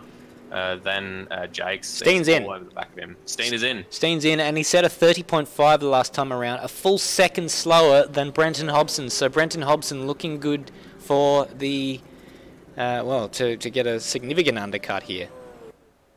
Yeah, so if Hobbo coming around the last corner, Steen has only just reached his pit box, basically, so it looks as if Hobbo is going to have this done comfortably. Well, he's had the benefit of some 3 or 4 laps now, or 3 laps on those tyres, and taking the grip out of them, and Brodie Steen only just emerging from the pits now. So the gap, if you look on the strange onboard that we're looking at there, that is that little speck in the back, in the distance, is Brenton Hobson going through turn 2. So he's got an almighty gap to make up, some 6 seconds, but he will have 3 lap fresher tyres, and how telling will that be at the end of the race? 15 laps to go, Stairs. 15 laps, barely just begun, Madbird. Yeah, we're barely scraped past halfway through, and I feel as if I've been talking for 4.5 hours with all the drama we've been having. Colin Warwick definitely wanting to get some new tyres on his car, going very deep at the hairpin. The car is damaged. Who's that? Colin Warwick. He's, I mean, his dents all over the place. He's locking up. The tyres are old. It doesn't look the picture of perfection it did at the beginning of the race. Fair enough. Brenton Hobson. No, not Brenton Hobson. Who was I trying to talk about? Aiden Schultz and Philip. Warwick in! Colin Warwick's in the pits. Sorry, I was excited. Yeah, the race leader's in the pits, and with that, Jake Maloney reassumes the lead of the race with Kurt Stenberg in second place, and he's not let him go. The beauty of this for Kurt Stenberg is that for every remaining lap in this race, he will have fresher tyres than Jake Maloney. Lewis Wedding has also pit again, by the looks of it. And so has Foley. Yep, so they've both bitten the bullet on the second stop. Almost would have been worth going a little bit longer just to have those fresher tyres towards the end of the race. As it is, it's sort of become a sort of not neither here nor there strategy, because they pit early on under the safety car and then have pit at basically the same time that the leaders were pitting for their one stop. So they didn't really get much benefit out of it. I'm not sure. I feel like it would have been better to wait until, lap 24, 25 maybe, just to get that bit extra out of those brand new tyres. But yeah. Down in 8th position, we've got a almighty scrap for 7th and 6th even. We've got Philip Boak, Brendan Foley, Cameron Costa and Aiden Schultz, all very, very close on track. So something to keep an eye on. Boak will have to pit again. But nonetheless, he is currently on track, the leader of the Super 2 race, with his teammate behind him. I wonder if he'll want to help his teammate there. Oh, well, that's not going to help him at all. He's had an enormous moment in front of him, and thankfully, Brenton Foley is able to get through, and Cameron Costa isn't. So he's done a little bit of a wedge job there, but his tyres are not up to the task, and now Cameron Costa's up the inside there, and on the fresher tyres he should have that one. Philip Boak holding Aiden Schultz up there now, and now that has allowed Cameron Costa up the inside at turn 9, and Brenton Foley loses the lead of the Super 2 race. Yeah, slightly rude from Cameron Costa, just a little bit of a dive up into the hairpin. Not too much contact, but still probably something to have a look at. Both stayed out. Up into 10th position, has jumped Matt Williams' scruff in the pits. Aiden Schultz, the next one up the field, up the track, 22.5 seconds away. So Lewis and having stopped already. So Lewis hopefully getting some positions done on Philip Boak, who hasn't pit yet, and potentially if there's some scraps and some bumping in this little battle going on between Foley, Boak, Costa, and Schultz, be able to get some positions out of that as well. Empty your waste paper basket, because we've got to make some room for some scraps. We got Jake Maloney and Kurt Stenberg battling over the lead of the race. We got Brenton Hobson with an almighty scrap going on ahead of him, battling over Scott Murrell and Brendan Ross, I believe that is, battling over 12th and 13th place, and that's an interesting way to get out of the way. Brenton Hobson thinking, please don't lose control of the car on the grass, and he's through. What a novel thing that was. And Brodie Steen trying to close that down, but if anything, that gap has grown since the pit stops. Colin Warwick all on his own in 5th place. Cameron Costa fighting over the lead of the Super 2 category with Brenton Foley. And time will tell whether Kevin Costner can hold on to the lead of that race. But nonetheless, he currently leads that with PBF Race Engineering's very own Brenton Foley in 2nd. And having a look down the inside, a little bit of a feint. It's a favourite move of Brenton Foley to try and distract people like Cameron Costa. He's got a good run on him, though. He does, but he's given him a little bit of a nudge there. Locked the front, so I don't think that was intentional. Thankfully, they're both facing in the same direction. We really don't want to have anything more for the stewards to have a look at in this race. And Aidan Schultz has got by Philip Boak in the background. Yeah, so Costa and Foley bumper to bumper at this stage. Foley all over the place, just trying to find a gap. He seems to have more pace than Costa, but just nowhere that he can find to use it. Costa positioning that car with its enormous, ridiculously enormous spoiler quite well, losing a little bit of traction there coming over the curb, but managing to hold on to it. Dwayne Davies, never mind, he was here at the left. Scott Murrell has DNF'd out of 14th. Position, so not sure what happened there. Not good. So we now, Stairs, have half the runners that we had when we started the race. It has been a storming drive from Kurt Stenberg. He started this race in 2nd, but he got a drive-through penalty on the 1st lap for jumping the start. He was last, more or less. Then the safety car, he made up positions cleanly and was able to capitalise on that. And here he is battling for the lead of this race. Storming drive. It is, fantastic. And it just goes back to what we were saying about him earlier, that he is exploded onto the scene like a Hiroshima bomb and has gotten himself a podium in every one of the 3 races he has competed in. And unfortunately for him, Jake Nagasaki Maloney has shown up on the scene, and they're battling over 1st and 2nd. I'm not sure if I'm not sure if we should continue that analogy. You started it. I did. Anyway, Cameron Costa is still leading the Super 2 category, and Brenton Foley all over him like a rash. That won't go away even if you take heaps of antihistamines. But nonetheless, Cameron Costa holding on to that lead, did a very good job to get through. And even though their tyres must be, even though there's 10 laps to go, screaming. Yeah, definitely. They are in. Oh, that was Brendan Foley's chance, but he went deep as well. A little bit of a tap. And a little bit of a choke there from Stairs. I hope you're right there over there, mate. As you say, Brendan Foley all over Cameron Costa in front of him like a rash. They are fighting over 6th and 7th place out of 13 people. So for that rash, I would suggest maybe some talcum in the middle of the grid. Yeah, well, if Brendan Foley gets by and Cameron Costa defending, but he's made his move, and unfortunately for him, he's got the car of Brendan Foley up the inside. Now, can he make it stick? He's got to keep it to the inside and not lose it. They're both sideways out there. Oh, we've lost him. No, we've got him. He's back. He's back. Oh. I don't think what I said there were words. They were just like general screams of worry and concern for my friend Brendan Foley. I say friend, we've spoken once, but he has got a bit of a run on Costa down into this corner.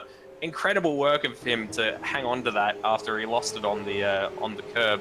That thing I swore was going straight to the scene of the accident, which would have been one of the nearby walls, but fantastic driving from Foley, and this is why he is currently the very, very, very much favourite for the Super 2 Championship. Well, that was exactly where we saw Sando go off, and we saw what happened with him. He went straight to the inside wall. Brenton Foley, somehow, words defy me, managed to save that, and I don't know how he did that. But also, I'm pretty sure Cameron Costa was having a bit of a moment at the same time. Probably not quite as much, but they both got through unscathed, and thankfully for us, it means this battle will live on.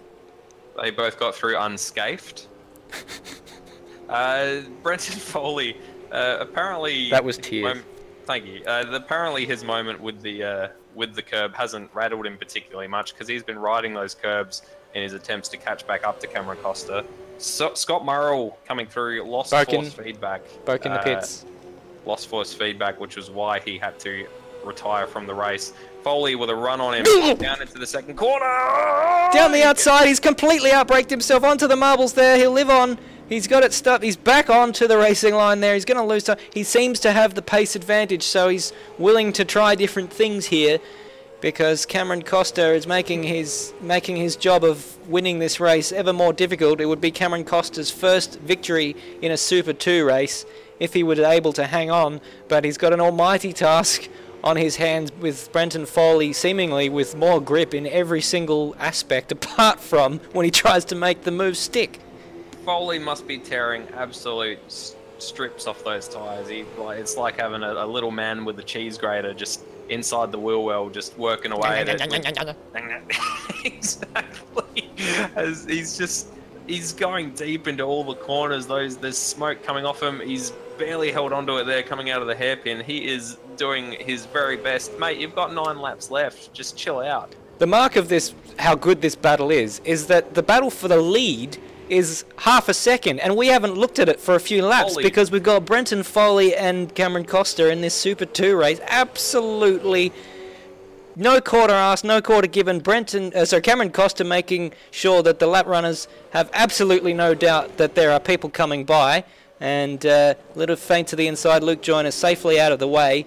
Brenton Foley right in the slipstream of Cameron Costa there, but there's no way through. Turn 2, Cameron Costa is wise to that move. He will not be opening the door for Brenton Foley to go through there, so I think he's got to think about another move somewhere up here in the mid sector. He does. He appears to have so much more pace through. He just needs to find somewhere to get it done. Oh, a little bit of overlap there, but he hasn't managed to get quite up alongside. If he can just get sideways enough and get onto the throttle marginally earlier than Cameron Costa, will have a chance. All over the curb, they're both here. There's been a tyre in the middle of the road there for the last 5 laps, and it doesn't seem to be bothering them at all. Cameron Costa's all sorts of sideways as they go there through turn 7 down to 8. He's not close enough to make the move there coming out of turn 8, and Foley on the throttle early and a different line. Cameron Costa going, this is where he's got to run, but there's no way through at turn 9. It'd be suicide and a half. No note for the family. We're getting word from the teams as well. Valvoline Nissan, Cameron Costa's team, his tyres are actually quite a bit older than Foley's. He pit much earlier. Foley was one of the ones that pit early on, went for the 2-stop. So he's got to run. He's got to run here. He does. Is he gonna have it? He doesn't have time to get in before the first corner though. If he stuck his nose up there, it would have been an aeroplane crash, and we would have had another Dwayne Davies, Brock Harvey incident. He's lost too much time. He can't have a go into the second corner now. He backs it in. He has to keep Cameron Costa guessing because if he always sets it up out of 1 into 2, then Cameron Costa will be always defending into 2. But if sometimes he goes in 1, sometimes he goes at 2, then Cameron Costa won't know whether to defend here or there. And thankfully, there wasn't an aeroplane crash. We don't need the ATL down the inside. No, he has backed out of that. That was just a little distraction tactic there. But Cameron Costa will be rattled. He would be. I'm rattled watching it. If, in fairness, oh my goodness, I'm just waiting for one of them to spear into a wall or something. This is incredibly intense. Just quick update. Out the front, we've got Kurt Stenberg still half a tenth down on Jake Maloney, so that seems to be parity at the moment. He's got up in the inside, but no grip there. Coming out of 8, he had the car alongside, a little bit of a flash of the brakes there. That's Cameron Costa into 9, and he just is parking the car on the apex. A bit of a bump and run there. He says, "Hey, I'm here," but he's not going to take advantage of that. That was a little bit rude, but just to say, hey, you know, I'm going to get you. I'm going to get you. And he's got a huge run here, but he's backed out of it because I don't think he wants to make the move into this corner after bumping him on the previous corner. It's a little bit, it might be something that gets looked at as the reason why he got the move. But Cameron Costa was all sorts of sideways out of 1, to the extent of Foley a few laps ago, but he's just got nothing left with those tyres. 6 laps to go. 6 laps. He'll be thinking that as an eternity on the grip that he has. How will he be able to keep this Red Bull behind him? Yeah, I don't know what else to say, Stairs. He's right alongside. He's almost overlapping, but just not quite. Costa with that enormous rear wing just edging that car into the middle of we got Maloney defending into turn 2 as well. We've had to quickly look at that because Kurt Stenberg is all over the back of Jake Maloney. It's hard to tear ourselves away from this Costa Foley, but I wish we could do split screen and watch both of them at the same time. But Kurt Stenberg unable to make the move there, so Maloney hangs on for another day. I think Foley's getting frustrated. Lots of little taps in the rear for Costa going through many of the corners, and this is bringing Aiden Schultz into possibility for this. Yeah, contention. Thank you for this little scrap here, as he is only 3.5 seconds down on Brenton Foley and Cameron Costa at the moment, and them scrapping and constantly taking compromised lines into all the corners while they defend and attack is as Foley's alongside. He's going to have a go, or is he going to break out? He's going to he's got up the inside. This is as close as he comes since we saw that last moment when he got on the curb. Has he made it stick? It looks it's difficult from that angle. It's very much the case. Brenton Foley into the lead of Super 2, and he managed to make that one stick nicely and cleanly. He got up the inside, and now he just needs to try and keep it on the black stuff because Cameron Costa will not have the tyres to fight back. So Brenton Foley has had to fight for this one. Oh, and he nearly loses it. He nearly loses it. He's just got to try and get those tyres to come back to him, because he's been absolutely abusing them for the last... Well, when did he pit? I didn't write down when he made his pit stop, but it was not as long ago as Cameron Costa. Can Cameron Costa fight back?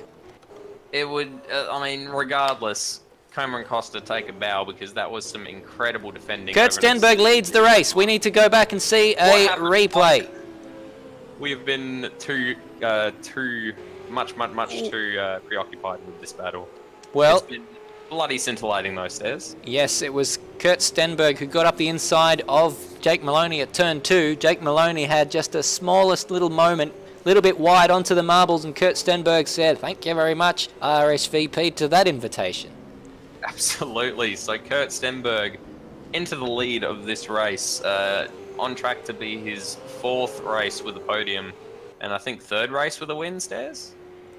2nd race with a win. That would be his 3rd race to win. 3rd race that he's won out of 4. Which would be the first driver in this series to win 3 races, I believe.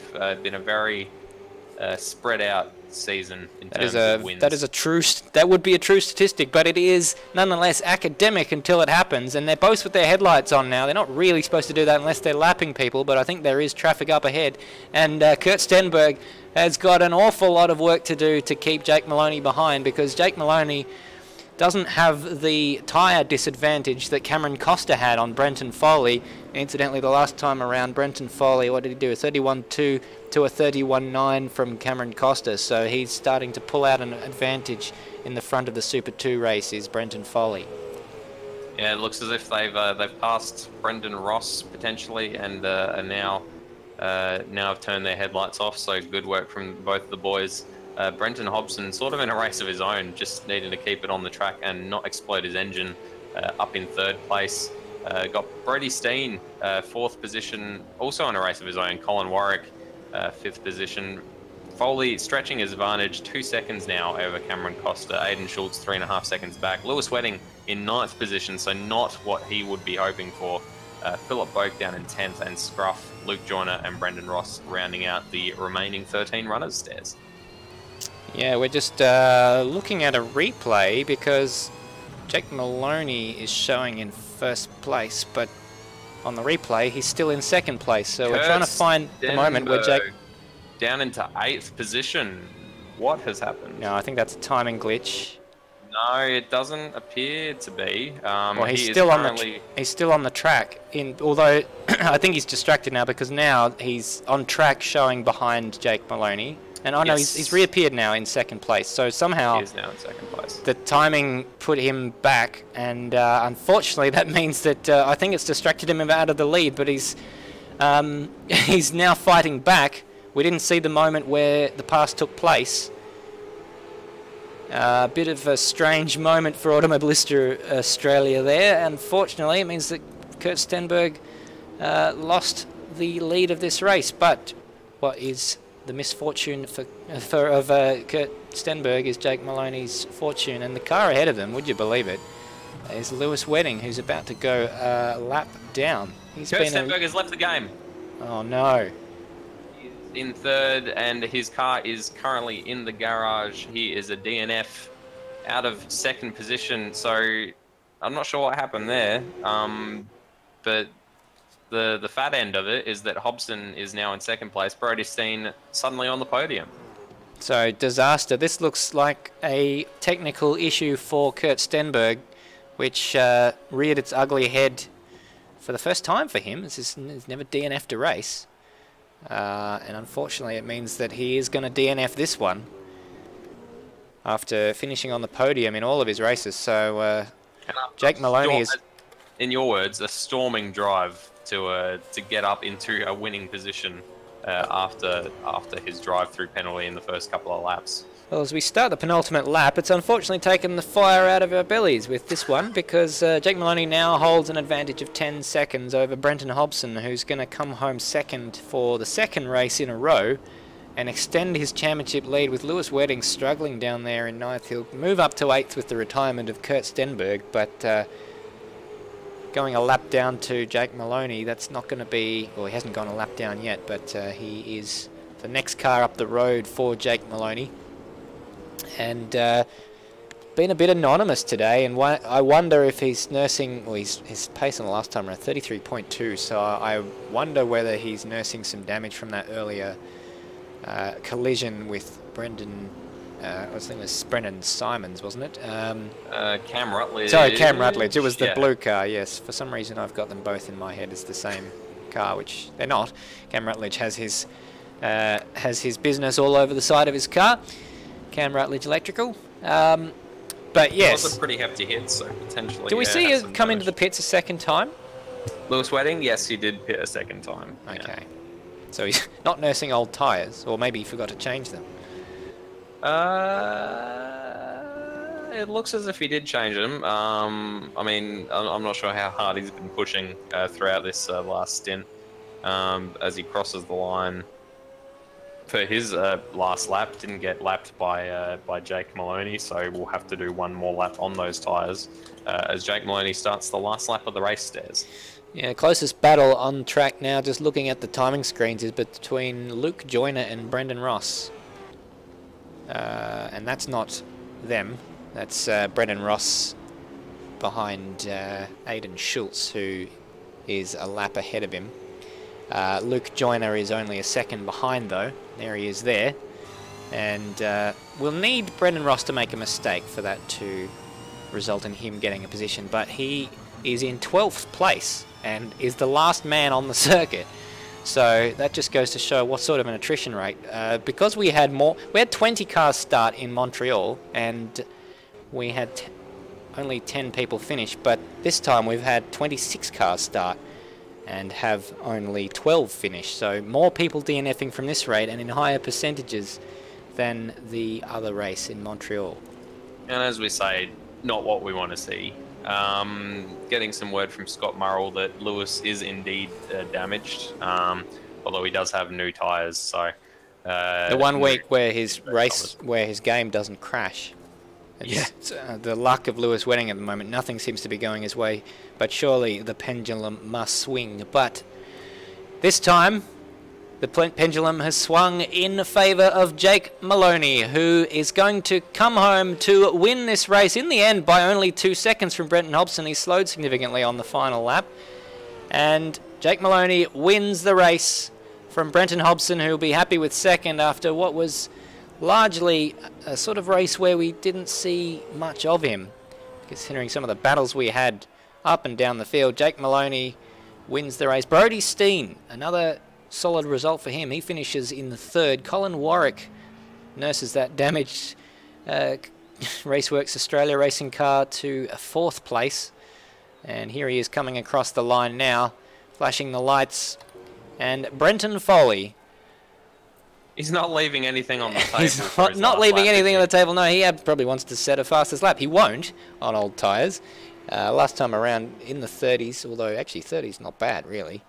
But flashing the lights, he's earned that one.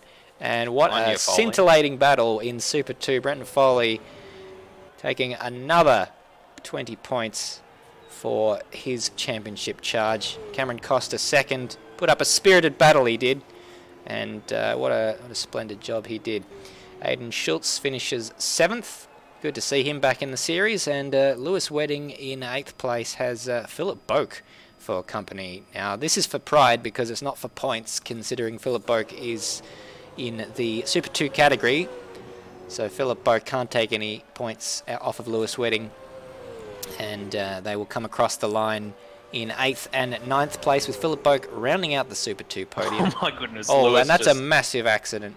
Oh. Lewis just showing his car what he thinks of it after that race, I think. And Matt Williams with some excellent donuts there. He's finished 10th, and he's got to be up there for one of the drivers of the day. Up 16 spots from where he started.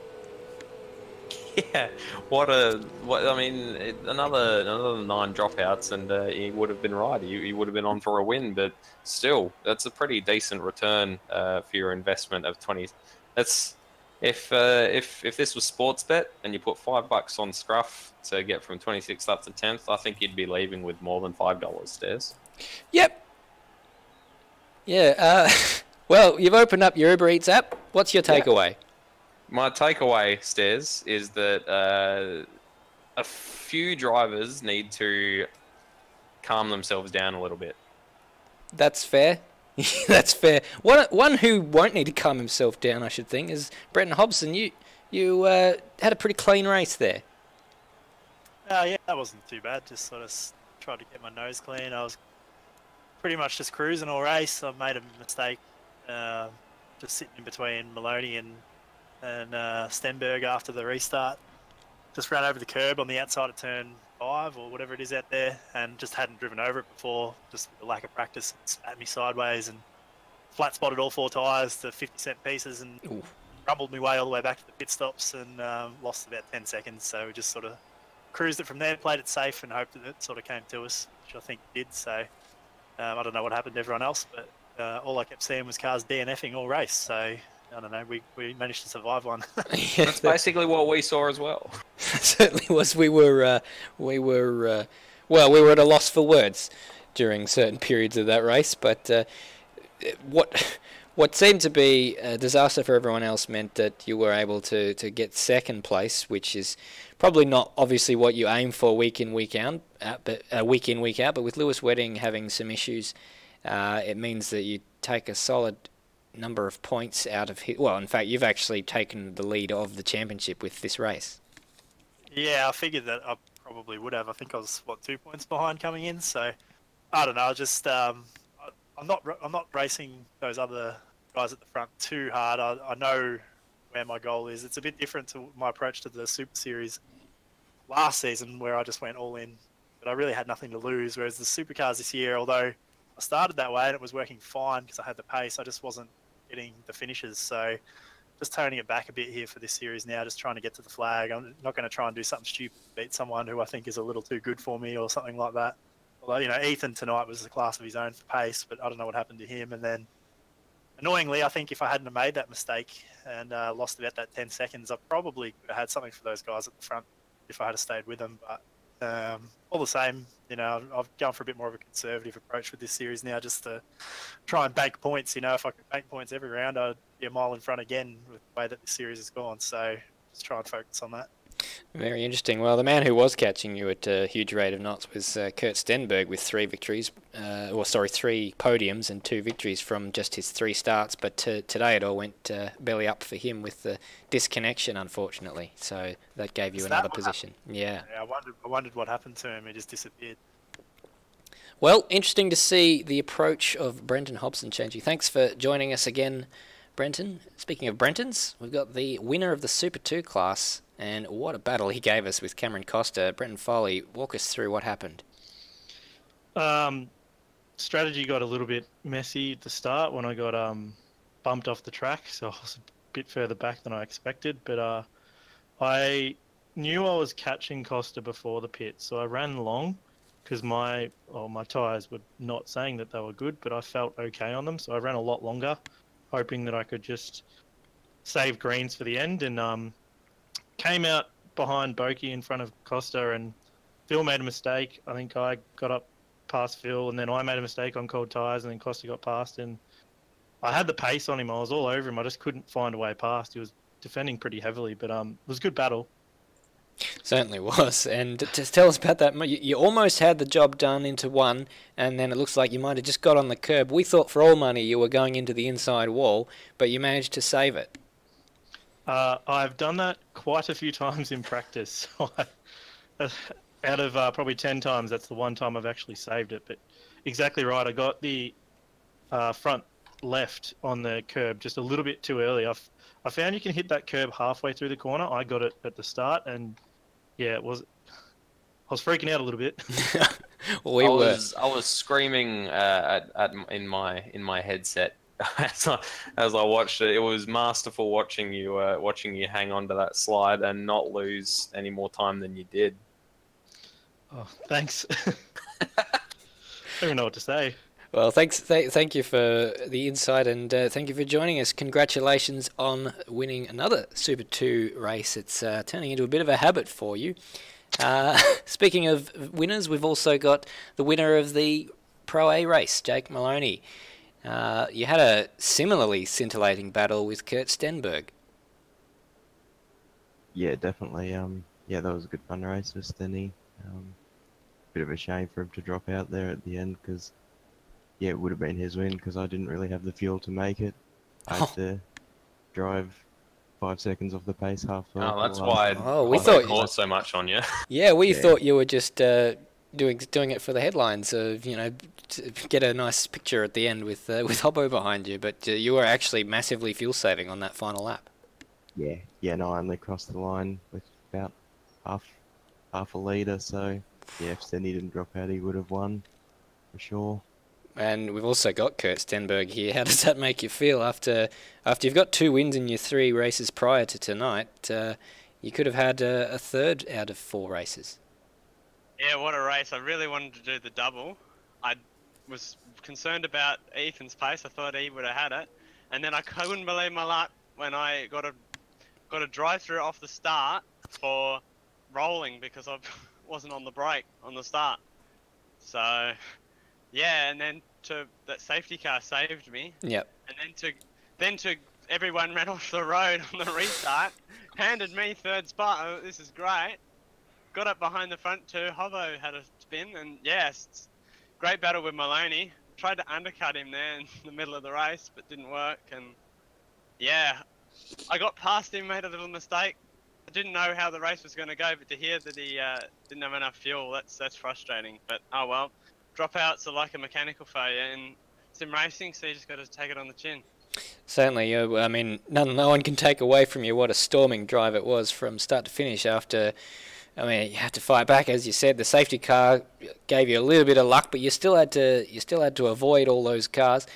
Tell us what happened. What we saw before you dropped out. It looked like there might have been a timing glitch or something, and Maloney got back through into first after you were leading, and there was a bit of strangeness going on before you drop out. I got into the lead past Maloney, and I got loose the lap before I dropped out, and coming out of the third last corner, and he passed me down that straight, and yeah, and then the next lap I dropped out. So there you go.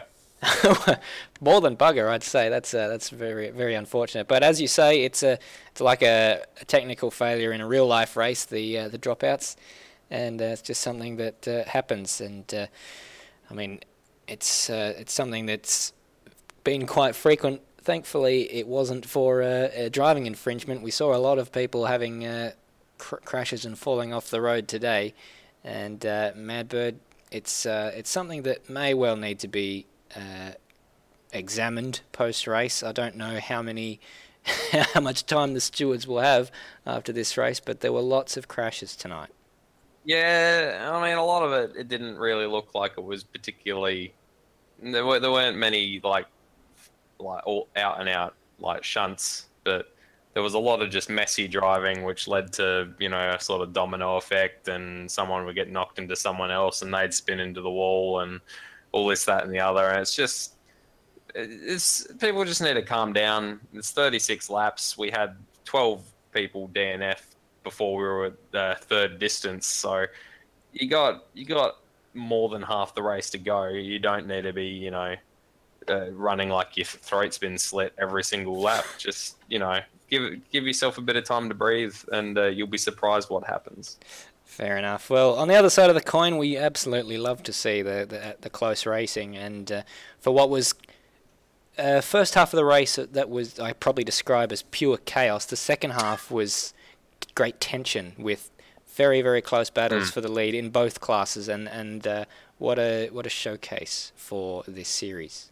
Absolutely. Foley and Costa is possibly my favourite battle we've had in this series so far. That was just a fantastic duel to watch, so kudos to both of them. Well, that's about all the time we have.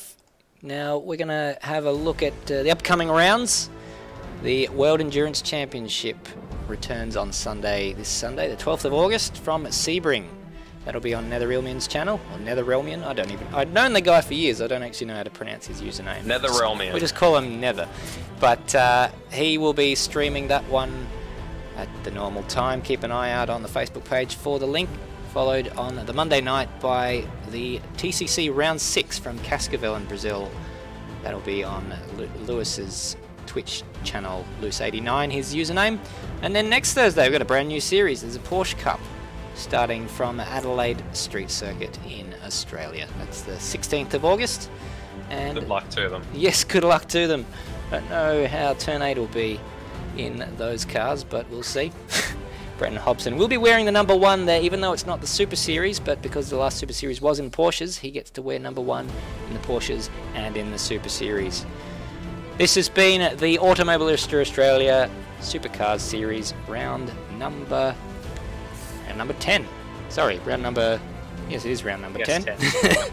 Lost my notes for a moment there. Thank you very much indeed for watching. My name's Stairs. I've been joined, as always, in the commentary box by Madbird. Absolutely.